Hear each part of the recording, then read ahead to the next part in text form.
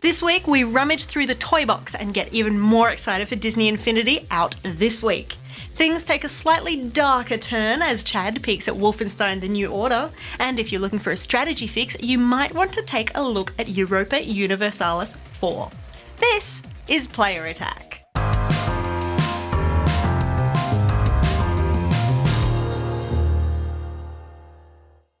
But first, the latest gaming news, and we have a couple of tasty snippets from the world of Arma 3 to kick things off.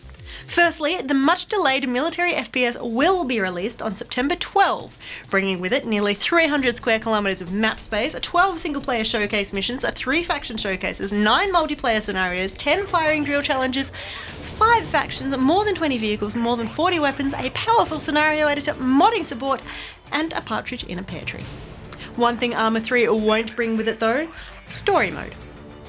The single-player campaign for the game will be added after launch as 3 free DLC packs, with the first due out within a month of Arma 3 hitting virtual shelves, with 2 more following in good time. On the other side of the coin, we have some great news from a couple of games that have turned a profit ridiculously fast. Firstly, Rise of the Triad was out for just 1 week before developer Interceptor announced the game had pushed into the black.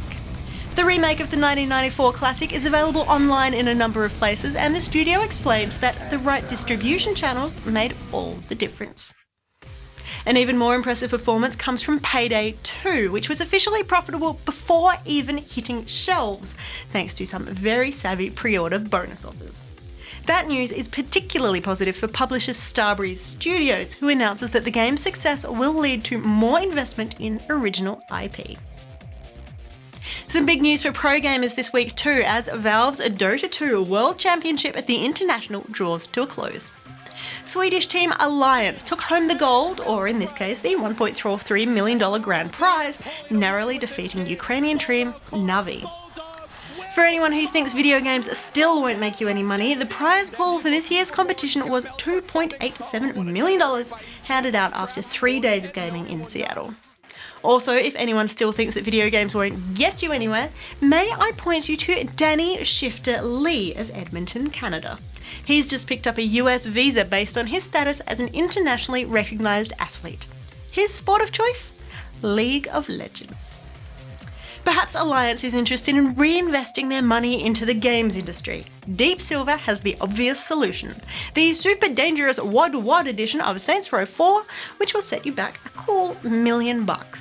There is only 1 available in the world, but the extras are pretty sweet. You get a copy of the game, of course, as well as a Virgin Galactic spaceflight, a hostage rescue experience, a spy training day, a capsule wardrobe, a week for 2 at the Jefferson Hotel in Washington, DC, 7 nights at the top royal suite at the Burj Al Arab in Dubai with first-class return flights to both destinations, a personal shopper, a full-size replica dubstep gun, plastic surgery of your choice, a Lamborghini Gallardo, and a year's worth of supercar membership, and in case you don't want to seem flashy when you go down the shops, a Toyota Prius with a full year's insurance. It's a bargain, really. Sticking to the topic of money, Microsoft has confirmed that, following piles of user feedback, Xbox Live points are being discontinued in the next Xbox 360 system update. Instead, you will be able to use your own local currency with prices adjusting accordingly.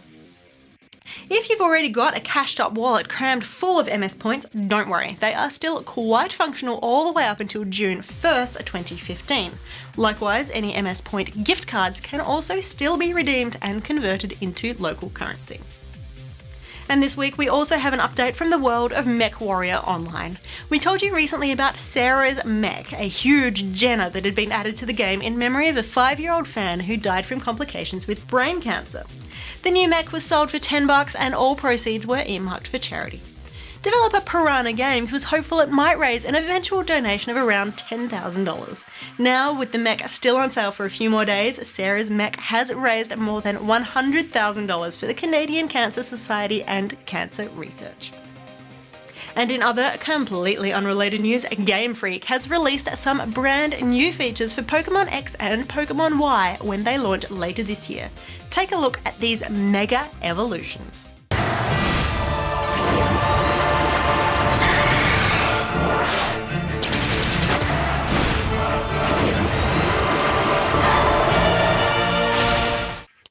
worry, you will not be carrying around a pocket full of huge monsters. Only some Pokemon are able to learn the technique, and even then can only execute it in battle when holding a specific Mega Stone. Once the battle finishes, your Pokemon will shrink back to its normal size and you're good to fight another day. For more details and to keep up to date with the latest gaming news, head to playerattack.com. But for now, stick around, we've got plenty more still to come.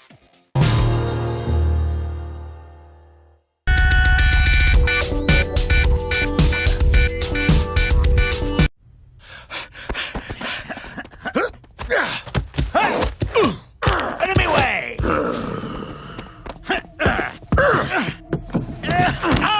You blistering Bildra! Surprise! Ah!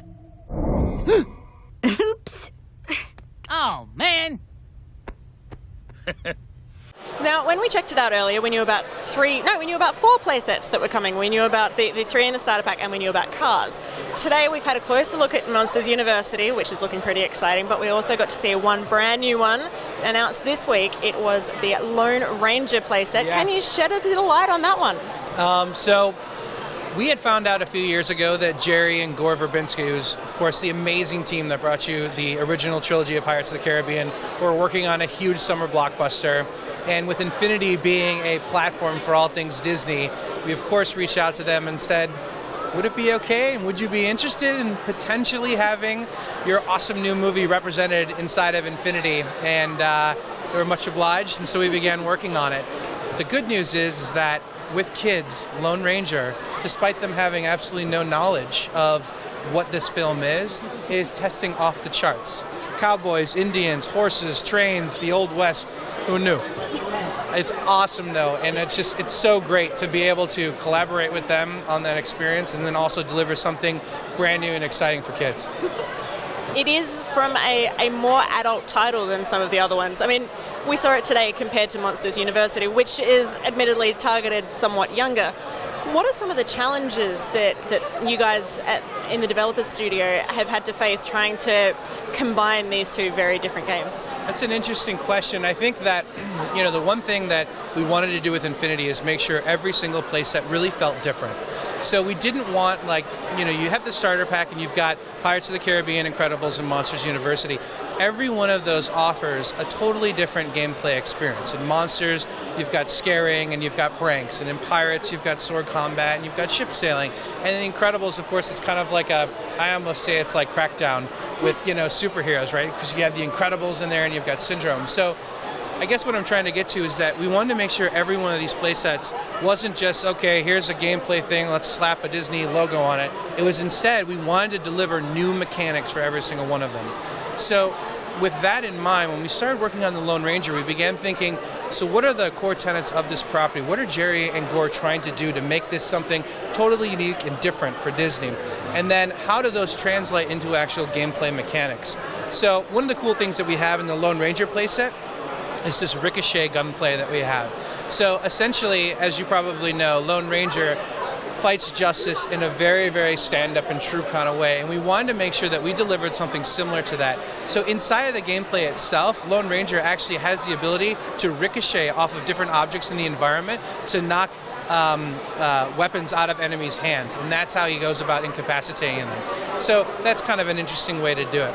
The thing that's important, though, is also our art style. We wanted to make sure that the art style was done in such a way that it made sense for all these characters to come together. And that's where Infinity's really unique art style, where it's kind of this toyetic version of the characters, comes to play. And so that's kind of just a little bit, just scratching the surface of how that works. We wanted to make sure that these play sets specifically delivered brand new and original stories. We wanted to make sure they had new and unique gameplay mechanics so that when you went out and buy them, you actually feel like you're getting value rather than just here's a new level. But then from a true to property experience, the thing is this. Disney is a huge entertainment company and has some really popular characters, but most importantly has rabid fans. And so we wanted to make sure that when we would go out and deliver a playset experience that's based on Monsters University, that was for fans of Monsters. And for Incredibles, it would be for fans of Incredibles. So it would be awkward to have all of a sudden Mike Wazowski inside of this really cool, awesome, intense story happening inside of the Incredibles world, suddenly jump in there on a hoverboard and goof around. I mean, a lot of people think that would be fun, and true it would be, but for fans, we wanted to make sure the playsets delivered a true story that they could enjoy. Now in the toy box mode, you know, it's no holds barred. I mean, that's where Mike Wazowski can get on a hoverboard and fight crime with Mr. Incredible if he wants to. And since it's all user-generated content, it's up to the players to decide what they want to do. Are you guys all still messing around with the toy box back behind the scenes and coming up with some crazy interpretations of what can be done with the technology? Yeah, I actually, the other day when I was at Avalanche, I saw someone had actually recreated Spy Hunter, the old 80s arcade game. So it was awesome. It's because you can adjust the camera as well inside of the toy box mode. And so he actually laid down a whole bunch of pieces of tracks from cars. Then he took Lightning McQueen, put Lightning McQueen down, and then adjusted the camera to be bird's eye view, and then actually drove and had a whole entire gameplay experience like that. And that's just one of them. I've seen Mario 1-1. I mean, the stuff that our QA guys and the guys at Avalanche make on their downtime is hysterical. And I'm so excited to unleash these tools out there and see what people come up with. I mean, that's what we're just so excited about that. How many copies of this game do you think parents are going to buy for their kids and then pinch and then use them completely in sandbox mode? Well, that would be awesome. I mean, we are primarily intended to be a game for kids, but we kind of use the Pixar mantra ourselves. We want to make a game that's good enough for us, but also accessible for kids. And so in that regard, you know, we look at games that deliver great gameplay experiences, like the 3D Mario games, like Ratchet and Clank, even some of the Lego games. We look at those as games that we really think deliver great gameplay experiences, and we want to make sure that we deliver totally top quality experiences with Infinity.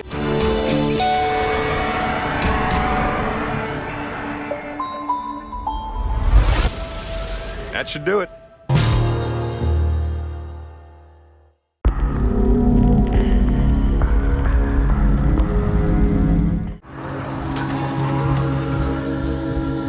While I was gone, they set the world on fire. Wasn't a war anymore. It was a remaking. Ah, BJ Blazkowicz, my old friend, it's good to see you again. A smart-talking, Nazi-killing machine, Blazkowicz is a bit of a Duke Nukem character. Loud, brash, American, an unrepentant action hero, but a bit less obnoxious than the Duke. Wolfenstein: The New Order is a reboot of a real classic developed by Machine Games who, as massive fans of the original, really want to pay their respects. Gamers of my vintage will remember Wolfenstein 3D as the granddaddy of first-person shooters. Developed by id Software of Doom fame and published in 1992, it brought the genre to the PC and really initiated the whole shooter thing that's now resulted in COD and Battlefield, etc.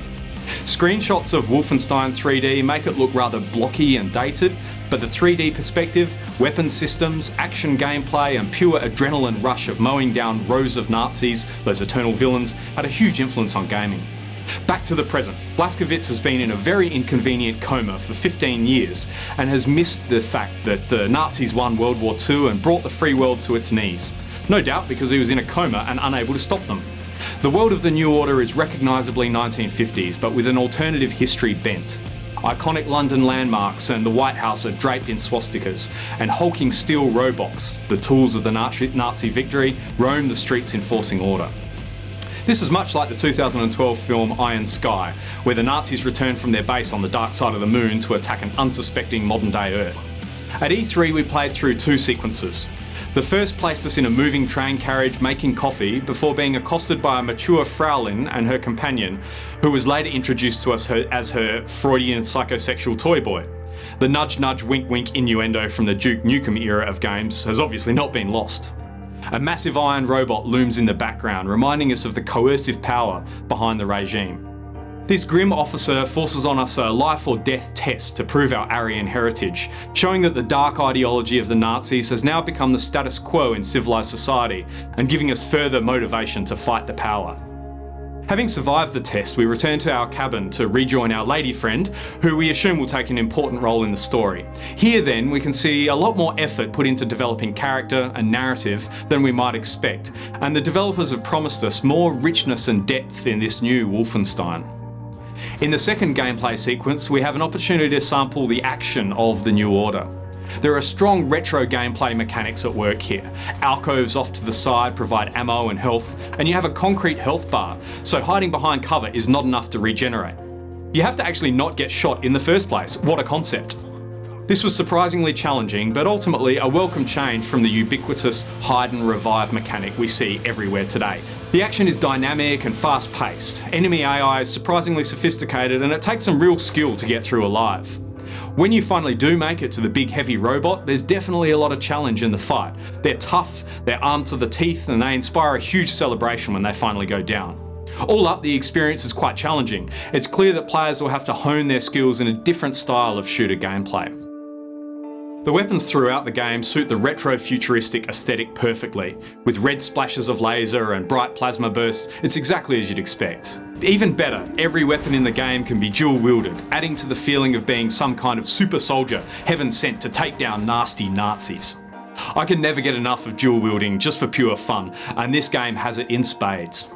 All up, I'm really looking forward to this title, despite the release date being pushed back to 2014. But at least it'll be available on both current generation and the new generation of consoles. It has enough newness to feel like a modern game, and younger players will be able to approach it afresh, but it also has enough nods to the first generation of PC shooters to kindle some nostalgia. It's walking a tightrope between B-grade schlock humour and some more serious historical and moral themes, but if it can get that balance right, then we're in for a real treat. If you're after the joy of pure run and gun gameplay and the thrill of taking down the worst villains history has to offer, it looks like Wolfenstein: The New Order is about to deliver.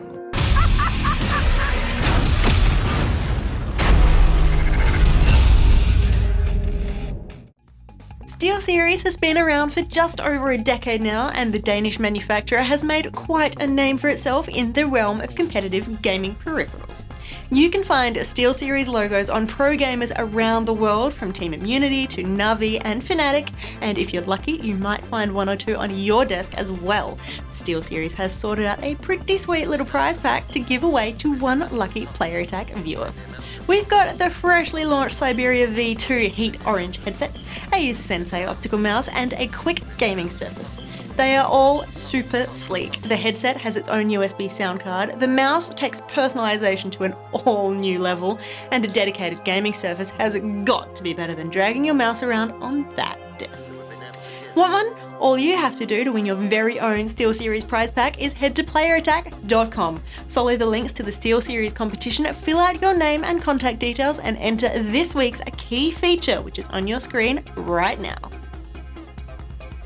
The competition is open to anyone in Australia and will run all the way up until October 9th, with the winner announced on Player Attack shortly after. For the full terms and conditions, see our website.